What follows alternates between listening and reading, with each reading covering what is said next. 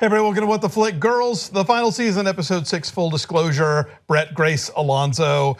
Where to begin? Not my favorite of this season so far. It was a little unfocused, but then I thought that the watching Hannah watch the film was fascinating. Oh, that was a great, I think the Hannah and Adam dynamic, I would have loved an episode exploring that and what feelings are going on there.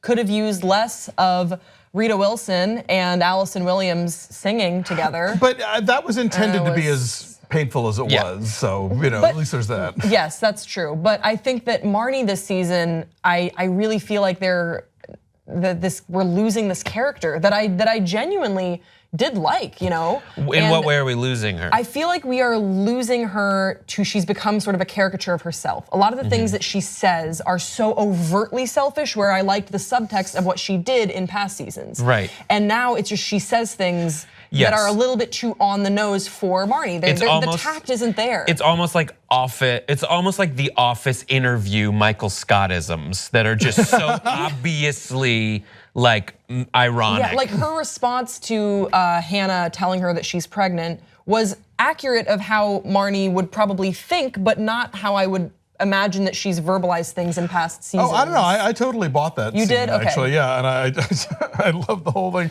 She's like, I don't understand why Ray. Well, because you're kind of a fucking cunt to him. Right, but he's just supposed to. Yeah, he's supposed to be grateful that I'm talking to him. Yeah, I like that. I like all that. But that's like a style of writing that I respond to, and something that I've grown to appreciate from girls over time, which is that in and out of realism and complete meta irony. Let me put it this way. I think it's something that Marnie would say to Hannah and maybe to almost no one else. Yeah, I love the Rita Wilson scene because you saw like a glimpse into Marnie's future. It's the same. It's her doing a Marnie thing. Yeah, I've always loved Rita Wilson whenever she comes onto the show. I think her character is great, and I will agree with you there that I think that it makes so much sense that she's Marnie's mom. And that was articulated well, but I would have liked a little bit more of Jessa and Hannah and a little bit less of the Rita and Marnie situation. Like what's happening with Jessa? I realize that I don't get it. And I like to see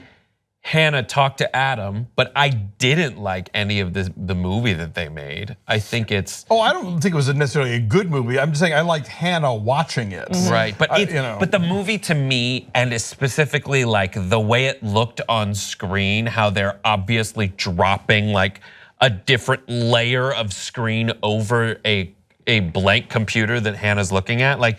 It's not like to me. It just took me out of it so much. It was impossible to pay attention to. What bugged me is that in the timeline of this show, if Elijah apologizes to Hannah, then not that much time has elapsed since Hannah sat on the stoop with the actress playing her, and now the movie's done. Yeah, I feel that it's a 47-minute movie. All the scenes I've been on sets where they're doing a line cut on set because it's so easy to just drop it in and edit guess maybe so. And I don't know if after this the takeaway is going to be that the film's good or bad. So it might be terrible. I don't think we're ever meant to think that it's a good movie. Okay, I don't think we're meant to believe in Jessa and Adam's vision. I think it's the existence of the movie calling up stuff in Adam and forcing Hannah to have to talk to him about certain things. We got a glimpse at the moment they met through a dramatic reenactment, which was originally a scene written in season 2 by, Hannah, what's her name? Lena Dunham. That got, if you watch the interview after, it's like it was roundly rejected. The coffee shop closing credit they met scene was rejected from an original script by Lena Dunham, where Adam did the exact same thing but shirtless. And they were like, this is ridiculous, but they did it in this as a flashback from the movie of how they met. And that quote being, if it hurts, you'll remember it. Yeah. Which I think is, I actually kind of liked that scene at the end, and it also felt like something that Adam would include in the movie, in his movie that he's making. Speaking of movies, Elijah could be our next big movie star. That's what they're sort of alluding to. And I really liked that scene where he was running lines with his coworker. Because I've always thought he's sort of an underrated character on the show. Well, maybe not underrated. I think he's a fan favorite. Yeah, he's very beloved. But he doesn't get as much screen time as I think I would like. Again, watching the show for the first time with my girlfriend, he was the character that really stuck out to her. She'd never seen the show before, and she came in, she's like, I love that guy, he's so funny. So it was cool to see him get good at something and have his moment. Be validated. I'm always impressed in scenes where we watch actors audition well, because I think that's a hard thing to sell to an audience, that you're seeing somebody give a good performance on the spot, standing in the middle of a room, reading off a piece of paper. Like the best one ever, I think, is Naomi Watts in Mulholland Drive. Yes. But I think Emma Stone does some really good ones in La La Land. I think that won her the Oscar, and of all the stuff in La La Land, that's the thing that I watched and was like, that gets auditioning. Like that is what auditioning is. Where she's giving that amazing like on the phone thing, and then like somebody like walks in and is not listening. Yeah. So, so I think he nails that scene in the glove store, wherever it is he's working. So I'm hoping that maybe they're getting us ready for satisfactory trajectory for him at the end of the show, because I'm starting to think because Elijah needs to be famous. That's really going to be the best thing. Well, I just feel like at least give him some sort of direction, because now I'm getting more of a sense like this show is ending soon, and I don't know how they're going to wrap this up, or I don't think they will wrap it up, but I think how are they going to give us the reassurance as the viewers that we're leaving them at an okay time, or that it's the right time to go? I don't know, but I like that they're setting him up for maybe some sort of aspiratory goals. Yeah, I don't know. It's tough because Elijah is one of those characters that's a great character to play, because when you meet Elijah, it's just that bit character, that fringe character that shows up and is like da da da da da, amazing thing, cameo out. And we talked about Jesus Christ Superstar. It's like the King Herod in Jesus Christ Superstar. I can say something inappropriate and then I'm up. And and that's great. And you love him so much, he gets more and more. That transition, I really want to give him something awesome. It's just he has such a high batting average of awesome lines and performances that I don't know, like.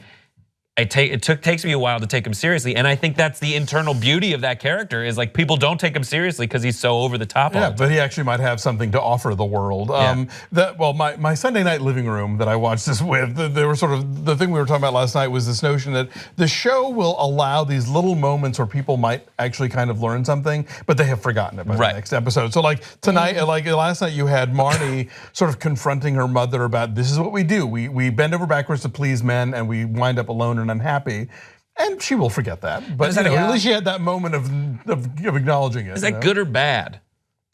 Is what the fact? I mean, it's people do that. People learn. There's a great line in Boy Meets World where Corey just turns and goes, how do I learn so much every week but still stay so stupid? But that's like the sitcom thing that you can do. People do it all the time. I think like sort of what's the word I want here? These kind of dawning of, this is epiphanies. Thank you. They happen very rarely, and often when they do, they don't necessarily affect immediate change. Like sometimes you have to sit with it for a while. It has to happen to you 2 or 3 times before you finally go, oh, okay. And I think that's how people change in life, not in the way that we so often see in movies, where there's just one big, light shining down moment, and then bam, everything's different. The characters in Girls are sort of a study in, people will have their moments, but once you reach a certain point, you kind of are the way you are. Yeah. And I think that it just sort of challenges the viewer. Do you agree with that or not? Or are you gonna get frustrated with that and leave the show? Or are you gonna wanna stick around because you grow to have some sort of a commitment to these characters, good or bad? Because I watch this show and there are characters that frustrate me, that I just don't love them. And then there are other shows where I'm like, I love all of you. Like in This Is Us, I'm like, you're all great, And this is saying we're not that show. These are flawed characters, and don't expect them to suddenly have an epiphany and change. But I will say I cheated and I watched scenes from next week, and stuff is going to be going down. So join us as we continue to track what's left of Girls next week. Thanks for joining us.